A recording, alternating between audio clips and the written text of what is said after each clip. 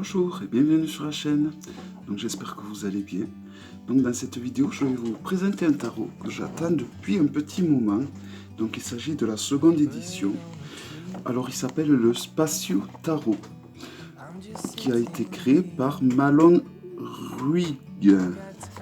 Voilà, donc il arrive dans une boîte solide, tout en dur, sans code barre. Donc la seconde édition a apporté des corrections qui étaient nécessaires à la première édition, c'est-à-dire qu'elle a des arcanes plus épaisses, donc de meilleure qualité, et il y avait une erreur orthographe qui s'était filée, je crois, à la série des arcanes des épées. Donc il s'ouvre comme ceci. Donc il y a un cordon pour tout faire venir, et voici l'intérieur de la boîte, donc qui est tout bleu, un bleu étoilé. Voilà, très jolie boîte. J'aime beaucoup ce genre de boîte. C'est souvent le style de boîte que fait Baba Studio d'ailleurs. Donc il est livré avec un guidebook entièrement en anglais. Bon, il y a quand même pas mal de pages, hein, j'ai envie de dire. Il y a quand même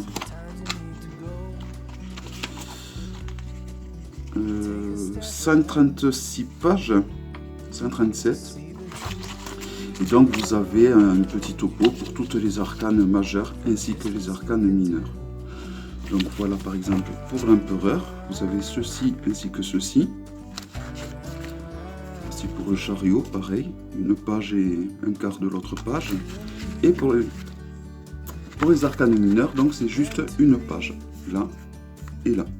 Donc là nous avons le 5 des épées. Là, vous avez le 5 des épées et là, vous avez le 6 des épées. Voilà, donc une page pour chaque arcane mineur. Voilà, alors après, je regarde s'il y a des tirages. Je n'ai pas l'impression. Non, il n'y a pas de tirage qui est proposé. Si, je crois que j'en ai vu un. Voilà. Donc, il y a juste un tirage qui est proposé. Un tirage à 3 cartes.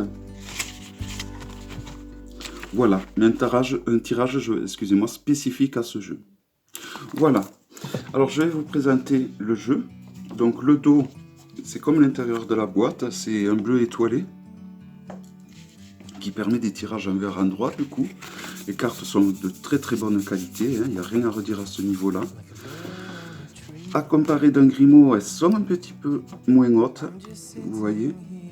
Elles sont légèrement plus petites, légèrement, et un petit peu plus larges. Voilà, alors c'est parti pour la présentation des arcanes majeures. Alors voici l'une des arcanes qui a fait que ce jeu m'a tapé dans l'œil, c'est qu'on se place dans la peau du personnage. Vous voyez là par exemple le fou au final c'est nous, et on voit ce que le fou voit normalement dans l'arcane. Et je trouve cette façon de présenter donc les arcanes originales est vraiment pas mal. Donc la papesse. Donc il n'y a pas de personnage sur ce tarot, mais les illustrations qui ont été choisies représentent bien, je trouve, les arcanes en question. Là le pape, les amoureux, le chariot. Voilà, je trouve vraiment que les illustrations qui sont choisies représentent vraiment très très bien l'essence même des arcanes majeures, je veux dire. Voici l'ermite. Alors c'est un jeu qui est facilement maniable parce qu'il n'est pas à roue, il n'est pas trop grand. Vous voyez, je l'ai bien en main. La justice. Le pendu, la mort ou la non-nommée.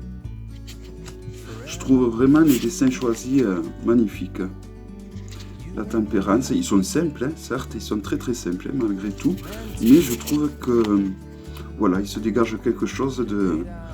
Je trouve que c'est un tarot qui est très original. Très original et honnêtement, j'étais à deux doigts d'acheter la première édition. J'aurais acheté la première édition si j'avais pas vu que la seconde allait sortir très prochainement. Mais elle a mis longtemps à sortir, hein. Bon, suite au coronavirus. voilà, l'arcane du jugement est vraiment... je trouve que ça fait penser à ceux qui font des IME, des expériences de mort imminente, quand ils voient ce tunnel blanc avec la porte au fond où il y a ce fameux jardin. Je trouve qu'elle représente bien cette image.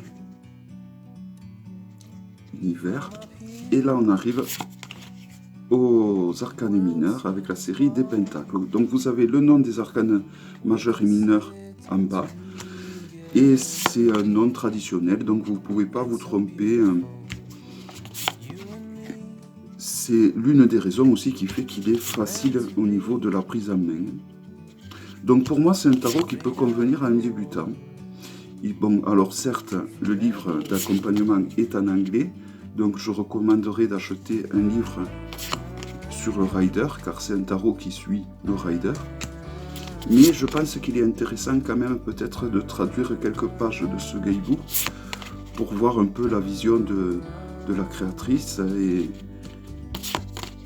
et le fonctionnement, au moins pour traduire le tirage qui est proposé et qui est spécifique à ce jeu. Alors par contre, au niveau des personnages de coupe, ils ont été renommés. C'est-à-dire le valet, c'est Shield. Le cavalier, ça va être Explorer. La reine, ça va être Guardian. Et le roi, ça va être Elder.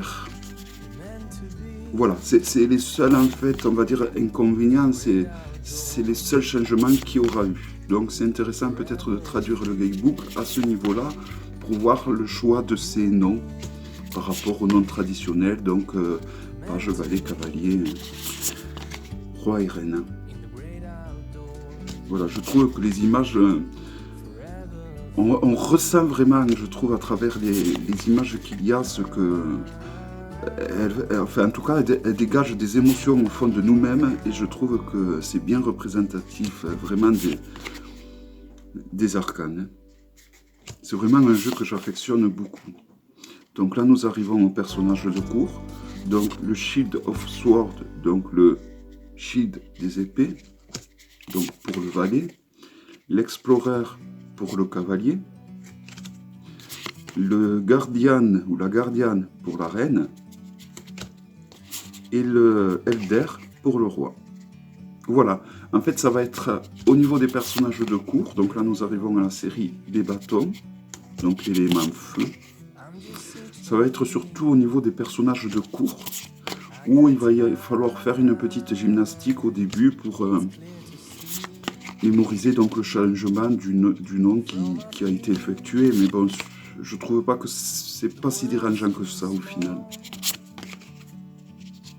Et donc, comme vous pouvez le voir depuis le début que je présente chacune des arcanes de ce jeu, il n'y a pas une seule personne sur aucune des arcanes, que ce soit les majeurs ou les mineurs. Là, nous arrivons au valet. Donc, ils ont toujours gardé les mêmes animaux. Vous voyez, là, nous avons le valet, une espèce de petit lézard. Pour le cavalier, nous avons un lézard un petit peu plus grand. Là, nous avons la reine, qui joue avec le feu, pour le coup. Et le roi, je pense que c'est plutôt des salamandres. Et on arrive enfin à la série des coupes. Et toujours pareil, comme vous remarquerez, il n'y a pas de personnage.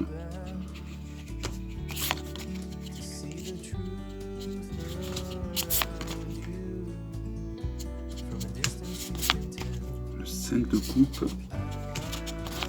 Le 6 de coupe, le 7 de coupe, 8 de coupe, 9 de coupe, le 10 et les personnages de cour, donc avec le Shield pour le valet, l'Explorer pour le cavalier, le Guardian pour la reine et Elder pour le roi.